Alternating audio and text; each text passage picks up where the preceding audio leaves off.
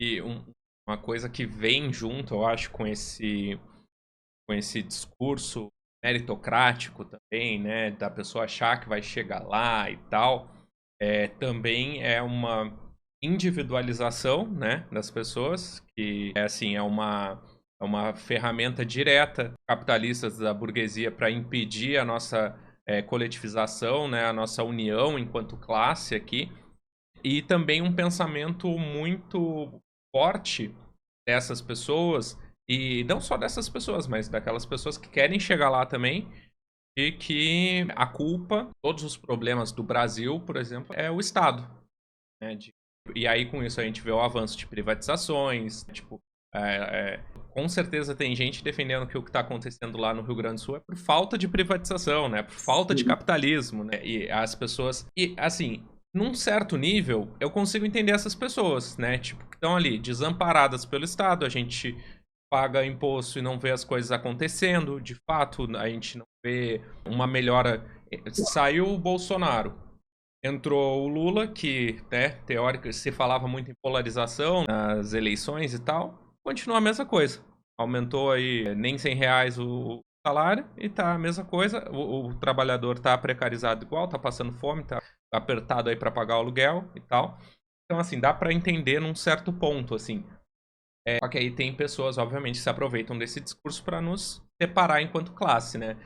E mas enxergando isso, né, quais lições tu acha que a gente pode tirar do manifesto ou de Marx mesmo para serem aplicados na política, né? Aproveitando inclusive que a gente já está entrando em período eleitoral aí para as prefeituras, né, e para vereadores e tal. Até se puder falar um pouquinho também das nossas candidaturas aqui, da importância da gente estar concorrendo também, né?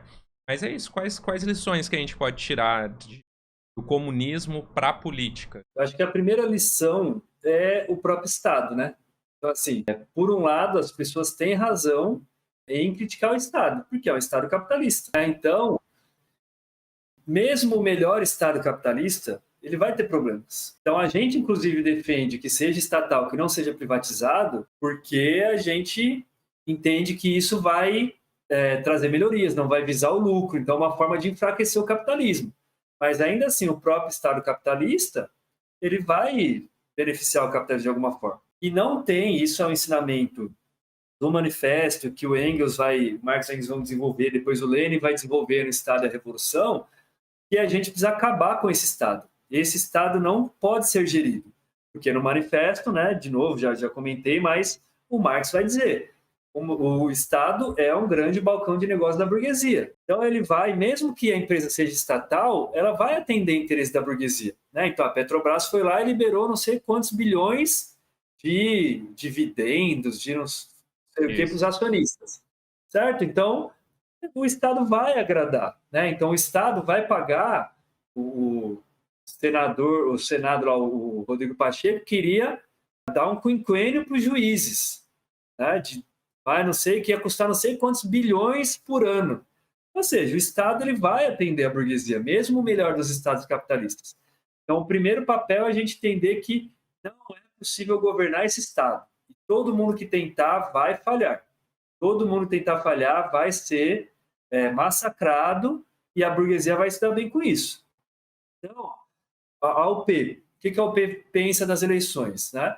Que as eleições é um momento de politizar a classe trabalhadora, né? De fazer essa politização com o nosso povo, de debater, de fazer as denúncias do capitalismo, né? De falar das falhas, de falar dos problemas que o capitalismo gera. Então, assim, nós queremos eleger pessoas, é óbvio que nós queremos, porque nós vamos ter força. Se a gente eleger, isso nos dá mais força para fazer a luta.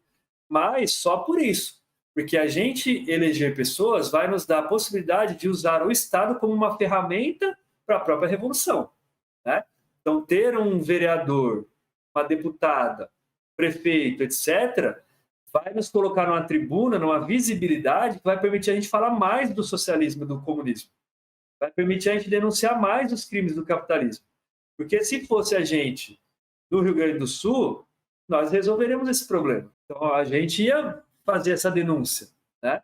Com certeza, se a UP estivesse numa cidade ali, a cidade governada pela UP não teria todos esses problemas.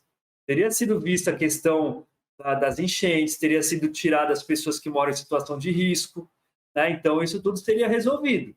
Então, a gente mostraria que é possível fazer diferente. Mas, ainda assim, nós teríamos limitações no Estado capitalista.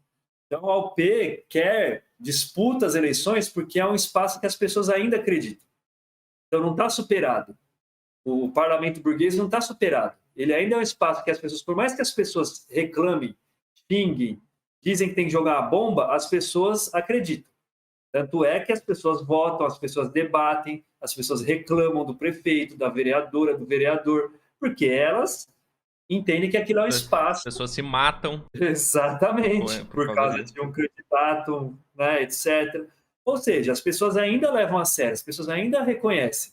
Então, enquanto isso acontecer, nós não podemos dizer que esse parlamento já era, certo? Mas a gente tem que fazer tudo possível para que esse parlamento seja superado, que foi o que a Rússia, que foi feito na Rússia, né? Os soviets. Foi uma superação desse parlamento por uma nova forma de governo. Nós precisamos fazer isso no Brasil, nós precisamos desenvolver uma nova forma de governo no Brasil que vença, que supere o parlamento burguês. Mas, enquanto isso não acontece, nós temos que usar o parlamento burguês para denunciar o capitalismo. Então, esse é o papel que a UP tem. Por isso que nossas candidaturas, né, então falando mais de São Paulo aqui, eu sei que deve ter gente do Brasil inteiro assistindo, mas a ideia é a mesma, as nossas candidaturas são para fazer essa denúncia. Quem é nosso pré-candidato, né? Pré-candidaturas, inclusive, para ninguém vir, né? Mas quem são as nossas pré-candidaturas? Para a Prefeitura de São Paulo, é o Senese, que é um trabalhador metroviário, uma empresa que está sob risco de privatização.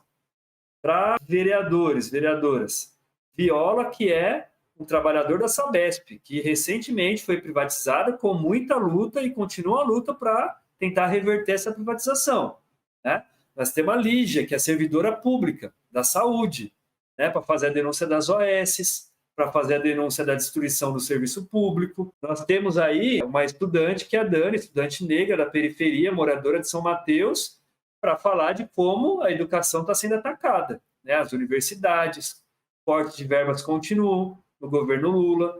Por quê? Porque ele não consegue gerir esse Estado. Por melhor que ele seja, não tem como gerir esse Estado. Ele vai ter que fazer corte para poder pagar os juros da dívida para a burguesia, entre várias outras candidaturas. Tem professores, tem professoras, né, nas candidaturas. Então, e isso nos outros lugares também. Em Mauá, onde a gente vai lançar a candidatura, mas em outros estados. A ideia das candidaturas é sempre colocar a classe trabalhadora lá dentro desses espaços, porque hoje o Congresso é ocupado por patrão. Então, nós temos que colocar a classe trabalhadora lá para falar da classe trabalhadora, para o nosso povo se reconhecer e para o nosso povo ouvir, para ouvir as denúncias que a gente tem para fazer. Então, o papel hoje na política que o Marx coloca é destruir esse Estado, né? Destruir o Estado burguês e construir o Estado da classe trabalhadora, o Estado socialista, a ditadura do proletariado. É isso.